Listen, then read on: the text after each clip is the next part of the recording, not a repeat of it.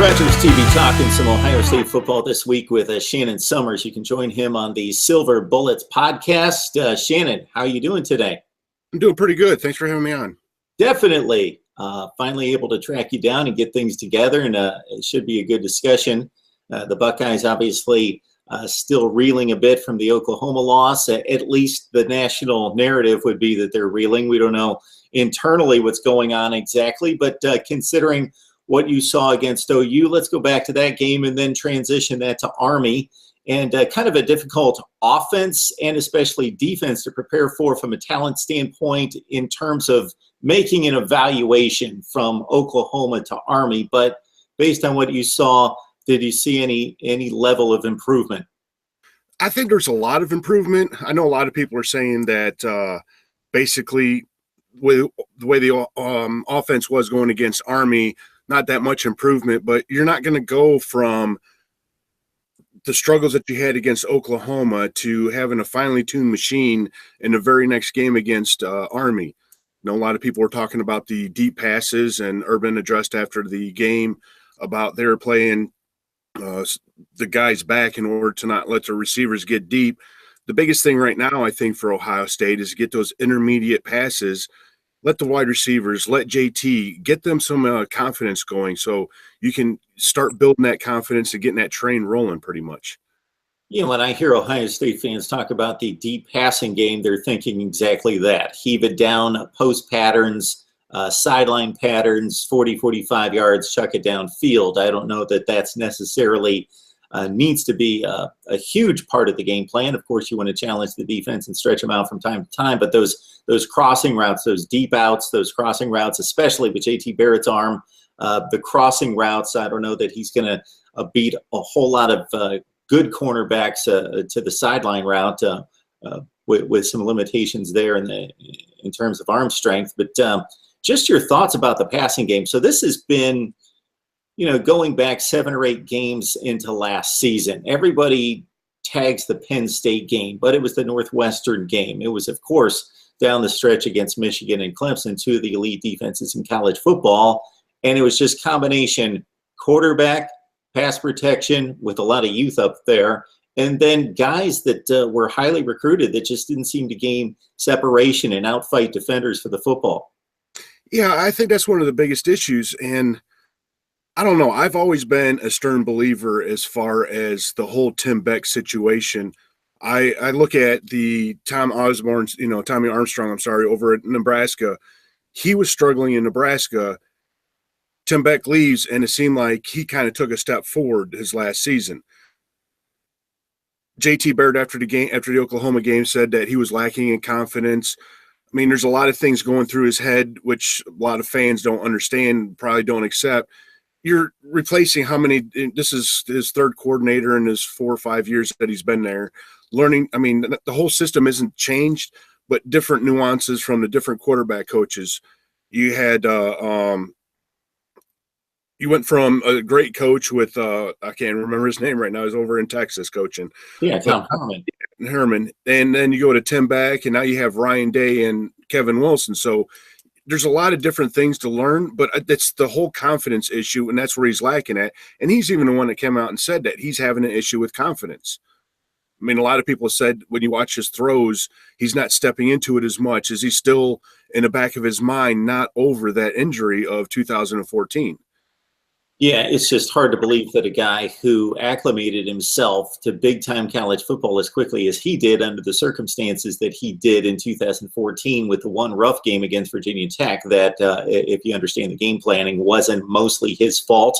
They pretty much just stuffed the run and put the wide receivers on islands on the outside, and then he recovered from that and had one of the outstanding seasons in the history of Big Ten football. Of course, surpassing Drew Brees just this past game against Army in touchdowns accounted for. And we're talking about a first ballot Hall of Famer at the next level. But he was so praised for being able to anticipate throws, throw in tight windows, throw receivers open, make all the right decisions, and really have a great command of the offense and touch on the football from a very early standpoint in his career to be one of the most seasoned veterans you could ever have in collegiate football and be struggling like this. there has to be more to it than just JT Barrett plateaued a few years ago.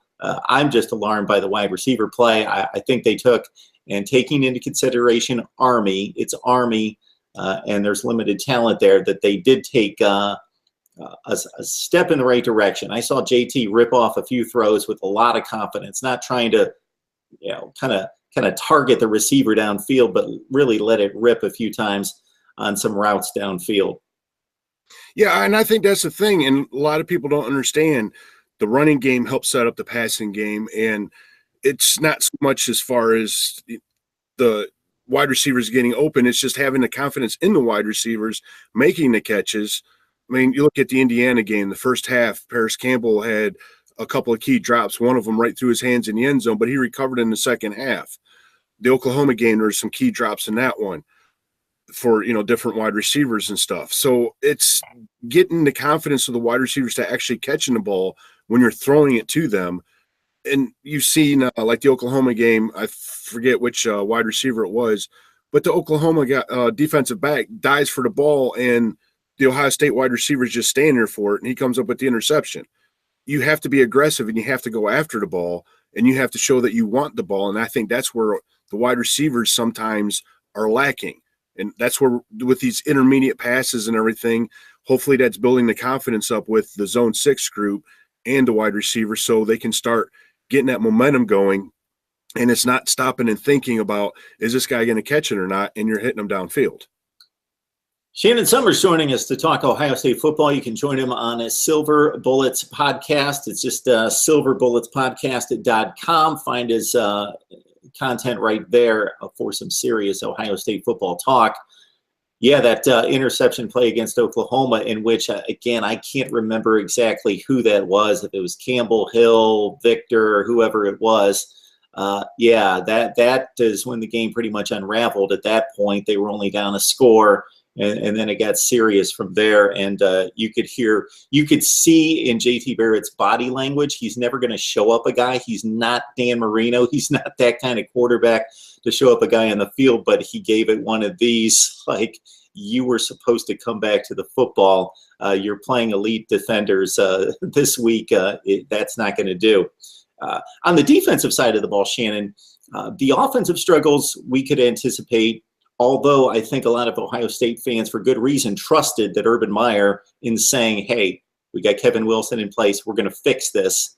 And because of the recruiting talent, that it was going to be fixed this year. The defense, though, was even more of a mystery against Oklahoma, just being a bit confused considering the talent everywhere on the defense, especially the defensive line being touted as the best in the nation. And pretty much an all-star coaching staff led by Greg Schiano, that they would be that lost many times in coverage. Yeah, I think a lot of it just from what Chris Worling, a couple of the other players were saying, is that they were trying to do too much, which was causing them to make mistakes. It's not that they weren't trusting other people. I think it was more of trusting themselves, and they were wanting to try to make the big play in order to help out, and it caused a lot of communication issues, caused a lot of players, to make the wrong cuts to the ball or pursuit, or, just leaving guys open behind them. A lot of the linebackers seemed to bite on the play action fake in the Oklahoma game, and they had a big open area behind them because it was too late in order to be able to catch up to them. So, I mean, I think going forward, there's some mistakes that are going to be corrected. The secondary itself, that you've seen with the Indiana game carry over to the Oklahoma game. I mean, the Indiana game, you're like, wow, they really made some great catches, and Legal is just, you don't see quarterbacks throwing that, accurate all the time. And then Baker Mayfield comes in, but he's able to extend the play when the defensive line's in there, running around, pushing them out of the pocket. So those guys, there's a lot of work still to go with the secondary. The one positive to take out of the Army game is they went from 130th in the nation for the passing to now they're, I think, 109th. So, we made a big improvement just based on the simple fact that Army only threw, I think, maybe 7 times the whole game. So you have to take a little improvement wherever you can take it at. Yeah, that's kind of a difficult evaluation to make because I was watching the Michigan Air Force game earlier in the day, which was pretty astounding that Air Force was hanging with Michigan. They were right there at 16-13. They didn't throw a pass until the third quarter. It was just that triple option over and over and over. We saw it with Army driving at 99 yards. And at one point in the game, I thought, man, it's 17-7. What's wrong with this offense? Well, they hadn't been on the field basically the entire second quarter. And then the first possession of the third quarter, Army kept the ball for quite a long time. And they had the 99-yard drive and kept it for 10 or 11 minutes there. And they just kept Ohio State's offense off the field. When the Buckeyes finally got on the field, they scored 6 of 8 possessions. So it was a pretty good offensive performance by Ohio State overall. And I thought it was a bit much for J.K. Dobbins to carry the ball 29 times in the opener, to beat up the freshman with more important and bigger opponents coming up. But 13 carries against Army, probably where that needs to be to get him prepared for the likes of Penn State. Well, when you look at the biggest thing with the running game, it still seems like Weber's still, he's having his hamstring injury. Is he going to be 100%? He's probably – go ahead and let the kid rest and get that hamstring 100% because you're going to need him in a Big Ten play. They could have given Antonio Williams some carries, but I think more it's just you need to get this kid. I mean, because the Oklahoma game, I think between Weber and Dobbins, there was 13 carries between the two of them. And even Urban Meyer said post-game after that you can't have that. Your running game has to be – your running backs have to get a brunt of the carries. The biggest thing with Ohio State is every time they seem to struggle on offense, you look at the stats afterwards, JT Barrett gets most of the carries, and everybody's like, well, why didn't, last year Curtis Samuel, he didn't touch the ball until the second quarter, third quarter. It's like all these issues that come up. So they need to establish somebody like Dobbins in order to be able to know that he can handle that workload. I mean, 29 carries is kind of a lot. He didn't play last year in his senior year, high school football. So I do worry about coming forward that freshman wall. But if you have Weber that's healthy, they'll be able to manage through it. But I also remember Ohio State had a true freshman in Maurice Clarett that we worried about the same thing. And you've seen what happened. He carried that team all the way through the national championship and the plays that he made in there. So I'm trusting the Tony Alford and Urban Meyer in this one and how they handle this kid. Because even in the Indiana game, he was trying to get back on the field and everything. So, yeah, I would tend to trust Urban Meyer, despite some of the comments I received after the Oklahoma game. And then I posted some analysis on his coaching tenure, both prior to arriving in Columbus and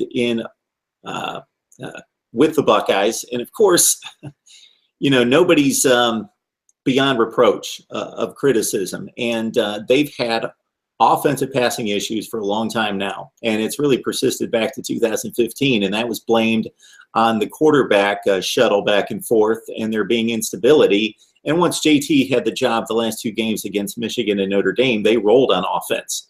And then they had issues, of course, again, last year once they got to better teams, aside from the Oklahoma game where they lit it up through the air and throwing 4 touchdown passes. But I think at this point, you got to trust Urban Meyer and the staff to get it right. It has taken a long time with the passing offense with 3 elements there, all out of sync, talking offensive pass protection, quarterback, and just very strange that out of 4, 5, 6 guys that were highly recruited, that none of them have separated themselves as being a go-to guy. And maybe we started to see that against Army, and we shall see once they hit the likes of Maryland and Penn State coming up in the next month.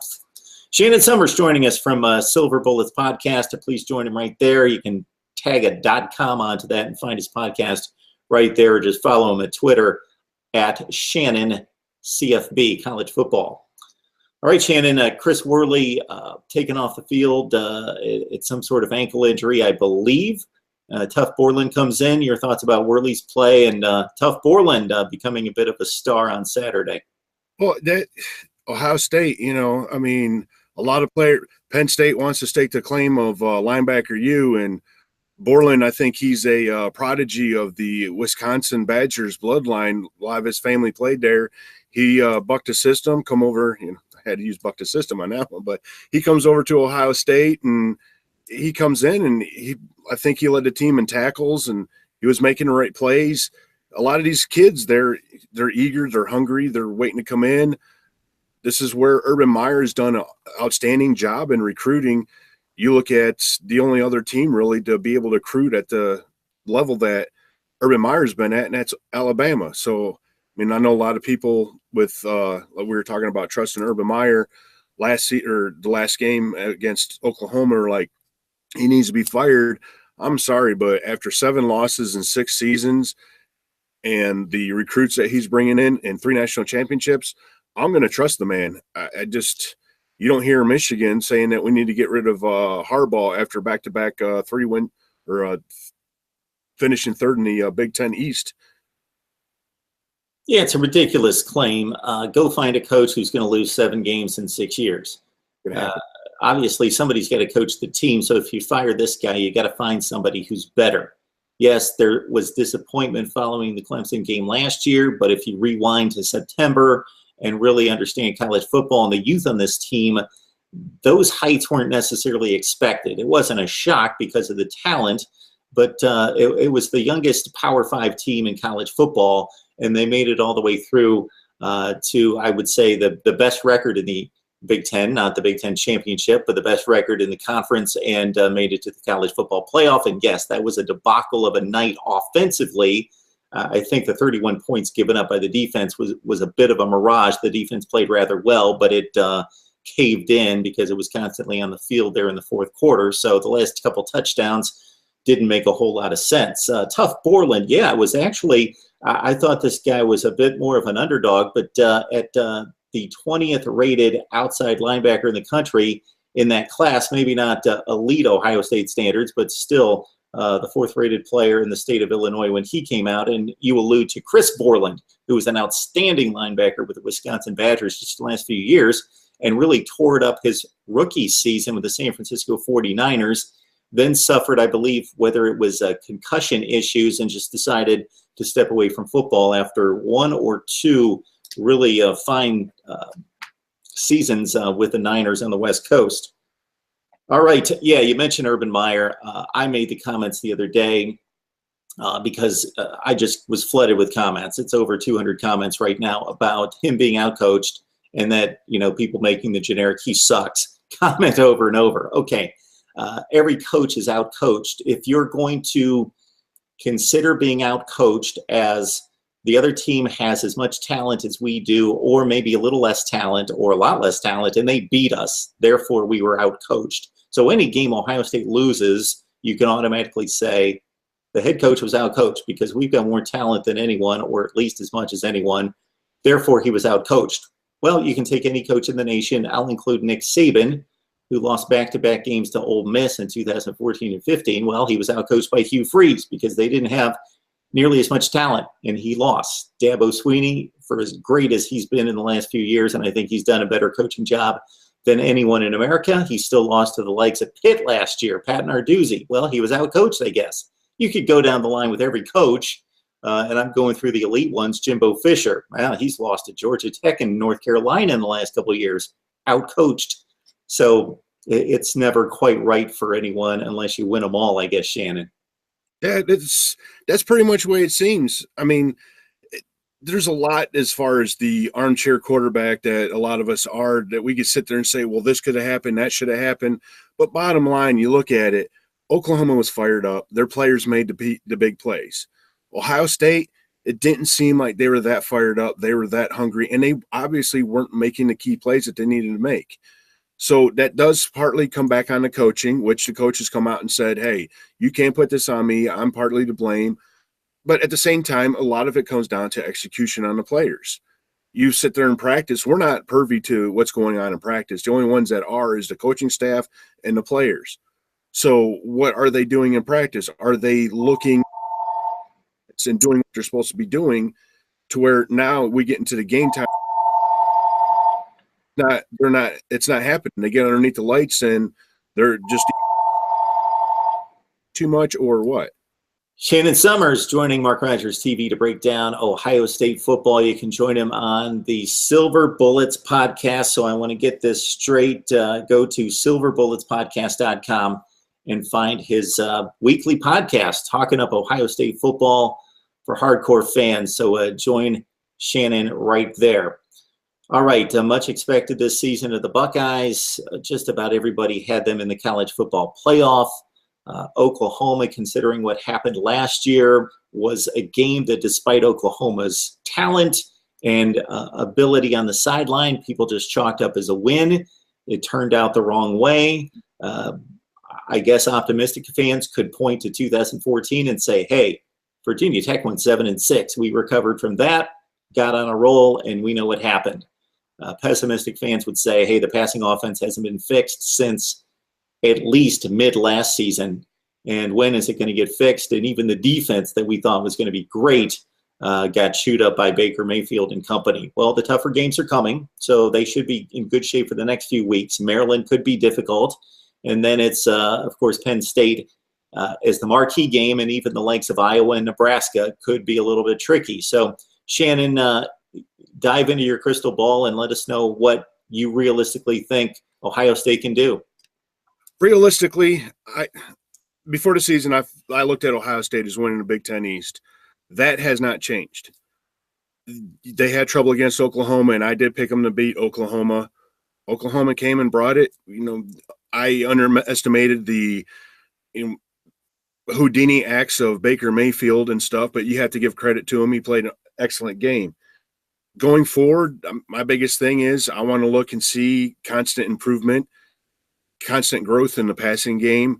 Need to see the defensive backs starting to evolve and become what we're been accustomed to the last couple of years with having first-round picks coming out of the backfield. So we have 2 or 3 games before the Penn State game. So we have some time in order to, UNLV, the Rutgers, the Maryland, we have time in order to see how that secondary is going to be before Trace McSorley comes in. The defensive front 7 has to be really extremely great because, you're going to have the Nittany Lions running back with Saquon Barkley, who's one of the top backs in the nation. So, that's going to be a big-time matchup right there.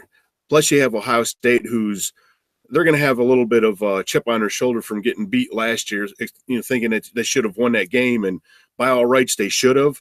But Penn State produced in the second half, and Ohio State didn't, so Penn State won the game. And it wasn't a fluke. Penn State won that game. Then after that, they have to go over to the pink locker rooms of Iowa. Don't know what Iowa team you're going to get, but Iowa seems when they had the big-time opponents, they seem to bring up step up their game. So that's going to be a dogfight.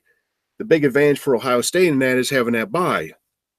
Then you look at Michigan State. It's going to be coming into the shoe during that stretch before the Michigan game.